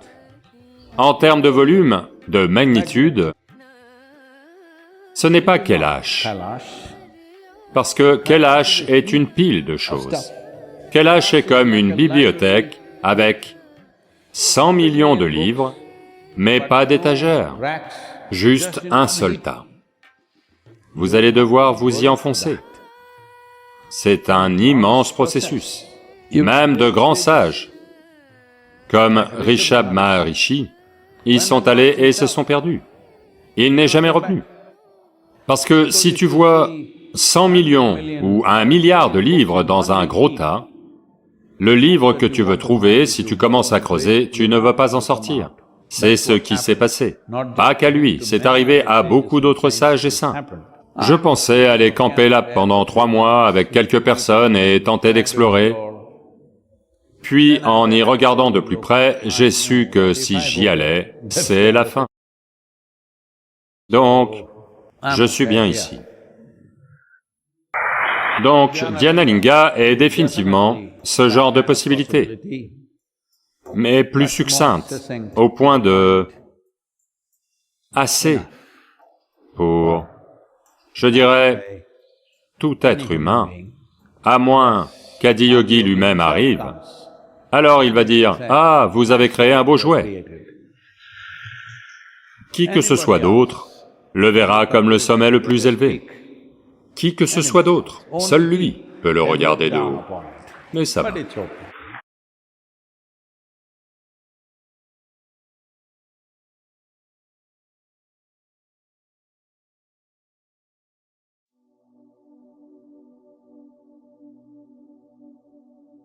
Avant de faire leurs études, avant de se marier, avant d'avoir des enfants, comment étaient-ils? Et comment sont-ils devenus aujourd'hui? Ils sont devenus comme ça. N'essayez pas de faire des arrangements comme quelqu'un d'autre, et sans savoir comment gérer ça. Sadhguru, le corps humain est composé d'un nombre inimaginable d'atomes, de particules et de molécules, et même l'esprit est vraiment très compliqué. Avec ces deux instruments compliqués, comment peut-on vivre une vie simple? Ça dépend comment vous décrivez une vie simple. Si vous pensez qu'être un simplet est une vie simple, je ne recommande pas ça. Mais vie simple voulait généralement dire que les arrangements que vous faites autour de votre vie sont simples, pour qu'ils ne vous empêtrent pas, ils ne font que vous soutenir. Vous voyez, tous les arrangements que nous faisons dans notre vie sont supposés améliorer notre vie, n'est-ce pas? Pourquoi faites-vous des études? Parce que vous pensez que ça va améliorer votre vie. Pourquoi les gens se marient? Parce qu'ils pensent que ça va améliorer leur vie. Pourquoi les gens ont des enfants? Parce qu'ils pensent que ça va améliorer leur vie. Pourquoi font-ils des affaires? Parce qu'ils pensent que ça va améliorer leur vie. Mais regardez les visages des gens et voyez. Avant de faire des études, avant de se marier, avant d'avoir des enfants, comment ils étaient et comment ils sont devenus aujourd'hui? Est-ce qu'ils ont l'air de mieux se porter? Allô? Ils sont devenus comme ça. Donc de toute évidence, ils ont fait tellement d'arrangements qu'ils ne peuvent pas gérer. Ils ont fait plus d'arrangements qu'ils ne peuvent réellement gérer, n'est-ce pas? Ils n'ont pas fait des arrangements consciemment. De quoi ai-je besoin? Le problème c'est, elle va faire du shopping tous les jours, alors moi aussi je vais aller faire du shopping. Je ne sais pas quoi acheter, mais je vais aller acheter quelque chose et revenir, parce qu'elle fait aussi du shopping, ma voisine. Donc parce qu'ils sont dans cet état, bien qu'il n'y ait pas de service de stockage au terme de la vie, la plupart des maisons sont devenues des entrepôts. La plupart des gens ont des choses dans leur maison qu'ils n'ont pas utilisées depuis 1 an ou 2 et qui sont toujours là.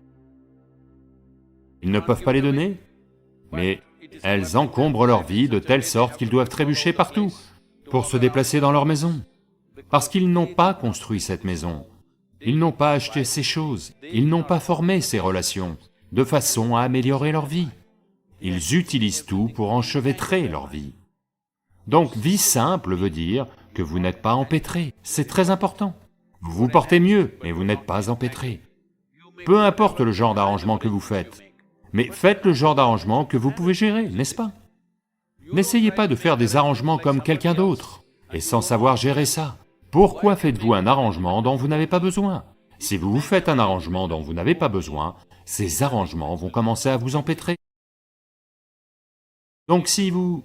Quel genre d'arrangement est le mieux pour vous?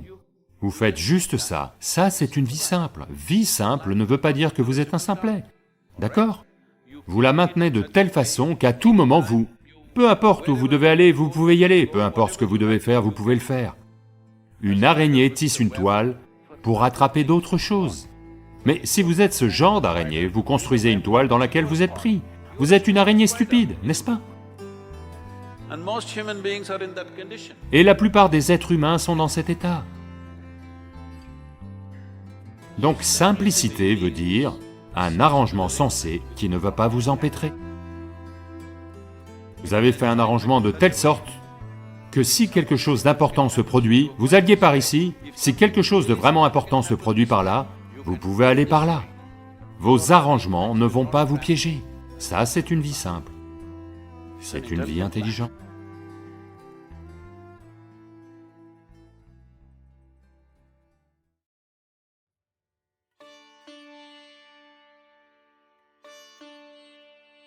Tomorrow is a day called Ekadashi here in the ashram, and it's supposed to be beneficial to fast on that day. Si vous observez le cycle naturel du corps, sur la base de ce cycle naturel, une fois par mandala, un mandala c'est 40 à 48 jours, au cours de ces 48 jours, il y a 3 jours durant lesquels votre corps n'a pas besoin de nourriture. Si la conscience pour savoir quels sont ces jours n'est pas présente, en Inde ils ont fixé ce qu'on appelle Ekadashi, c'est-à-dire que 4 jours avant la pleine lune, 4 jours avant la nouvelle lune, les gens ne mangent pas. Ils se réveillent le matin, pas de petit déjeuner, pas de déjeuner, seulement après le coucher de soleil, ils mangent un repas. C'est juste pour permettre au système de se réaligner. Si vous lui donnez cette pause, c'est très bon pour votre santé et pour la façon dont votre corps fonctionne. Parce que le système a besoin de ce temps pour s'ajuster. De la nourriture tous les jours, c'est beaucoup de travail. Pour le corps, donnez-lui une petite pause. Donc, quelle est la signification spirituelle? C'est un nettoyage. Si votre système n'est pas vibrant, vous n'avez pas envie de faire quoi que ce soit de spirituel. Vous vous sentez léthargique. Pour un méditant, le pire ennemi est le sommeil. Pour être assis ici, les yeux fermés et être pleinement alerte, ça demande autre chose. La plupart des gens, s'ils ferment les yeux, ils s'endorment. Donc être assis ici et être très alerte avec les yeux fermés demande un certain niveau de vibrance dans le corps. Donc pour créer cette vibrance, nous observons comment manger, que faire, combien manger, toutes ces choses. Ce n'est pas spirituel, mais ça fournit le bon genre de corps. Donc dans ce contexte, jeûner de temps en temps, donner au corps une pause pour se rétablir, récupérer sa vibrance, ne pas être rendu léthargique par la nourriture est important. L'écart idéal entre un repas et le suivant est de 8 heures, toujours. Si 8 heures ne sont pas possibles pour vous, un écart d'au moins 5 heures est nécessaire. Vous devez ressentir une certaine sensation de faim avant de manger. Avant d'avoir faim, si vous mettez de la nourriture dans le système va devenir léthargique, il ne sera pas vibrant. Donc, la vibrance humaine peut exister à différents niveaux, dans de nombreuses dimensions. Elle peut vous emmener à des dimensions d'expérience et de vie complètement différentes. Donc, maintenir le corps en forme est un prérequis de base. Somehow on this day, I feel that the need for food is not as much as it is on other days. So reducing the food intake definitely helps to clean the system, and it also gives rest to the digestive system.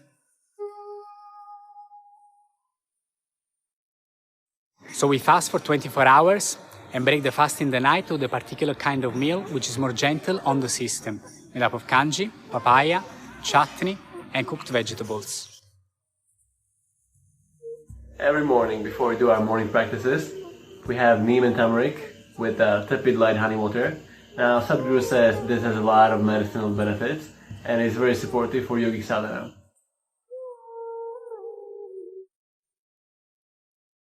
Tout ce que vous empruntez à la planète va causer un certain niveau d'inertie dans le système. Maintenant, l'important c'est que vous soyez conscient de cela et que vous mainteniez les niveaux d'inertie au minimum. La raison pour laquelle, pour voir si votre sadhana fonctionne ou non, on regarde toujours votre quantité de sommeil et votre vivacité, c'est parce qu'on teste l'inertie. Quelle quantité d'inertie générez-vous? Si vous générez trop d'inertie, de toute évidence, vous devez y faire quelque chose. Donc, les niveaux d'inertie vont augmenter.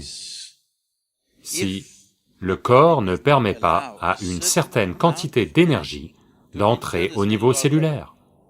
Pour qu'elle entre au niveau cellulaire, le neem et le curcuma combinés sont un formidable... C'est comme un dilateur. Vous savez ce qu'est un dilateur? Si votre ophtalmologiste vous regarde dans votre œil, il regarde dans votre œil et ne voit pas grand-chose. Il met un dilateur, votre œil devient comme ça. Maintenant, il regarde votre œil.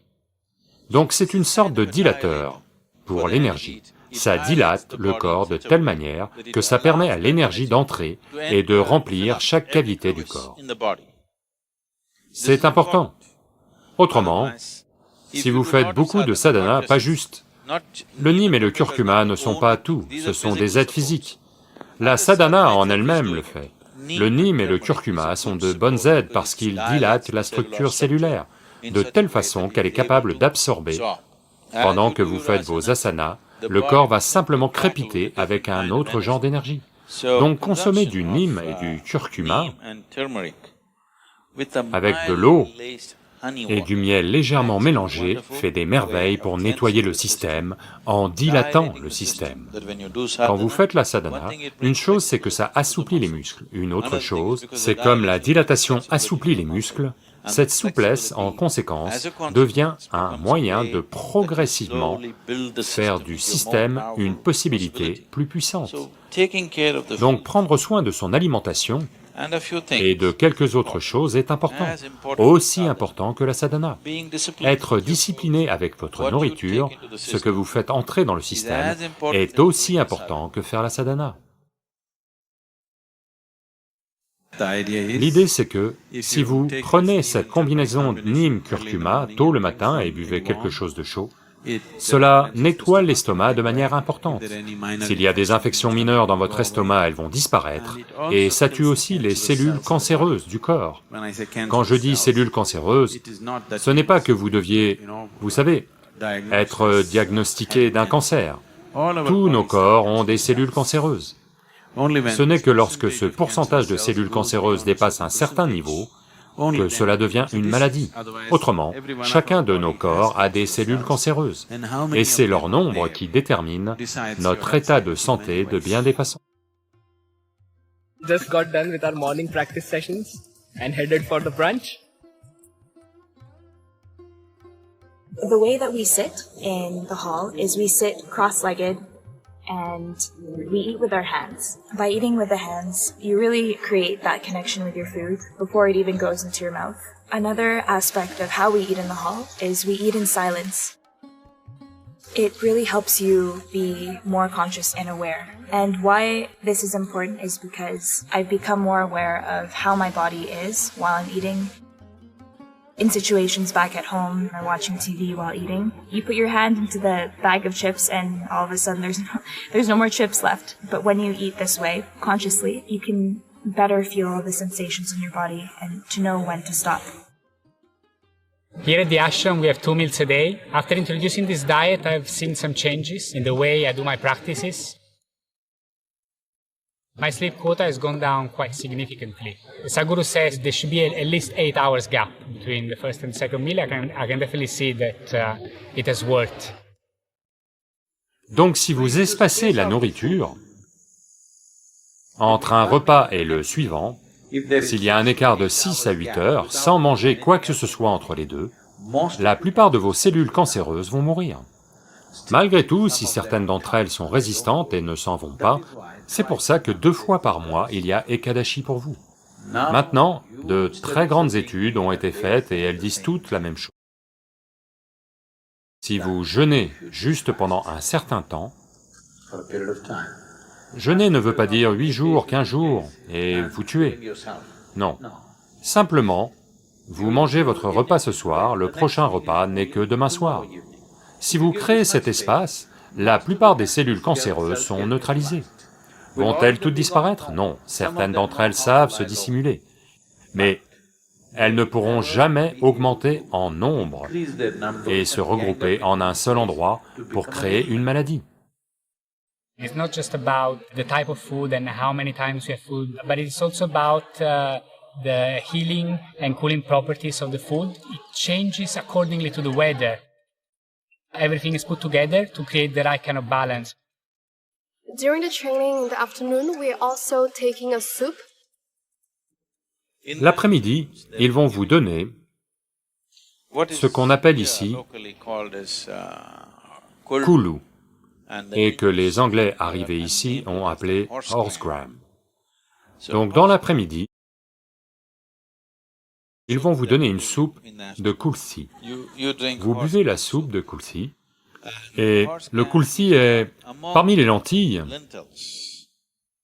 c'est la lentille la plus riche en protéines de la planète. C'est très énergétique.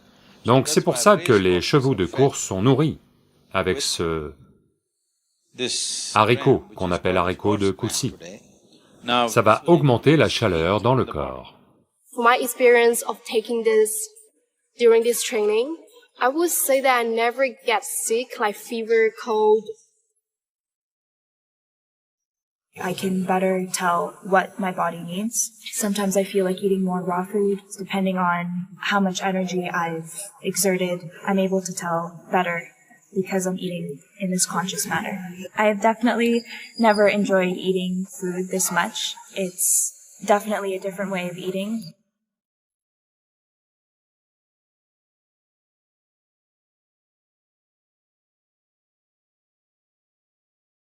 Chacune de ces vidéos est une construction, et ceux qui restent jusqu'à la fin participent à la soutenir. Si ce contenu a résonné en toi, laisse un commentaire, partage, abonne-toi, et bien sûr, mets un j'aime. Et jette aussi un œil au lien dans la description. Il y a d'autres chemins à explorer. Merci beaucoup, une grande accolade, et à très bientôt.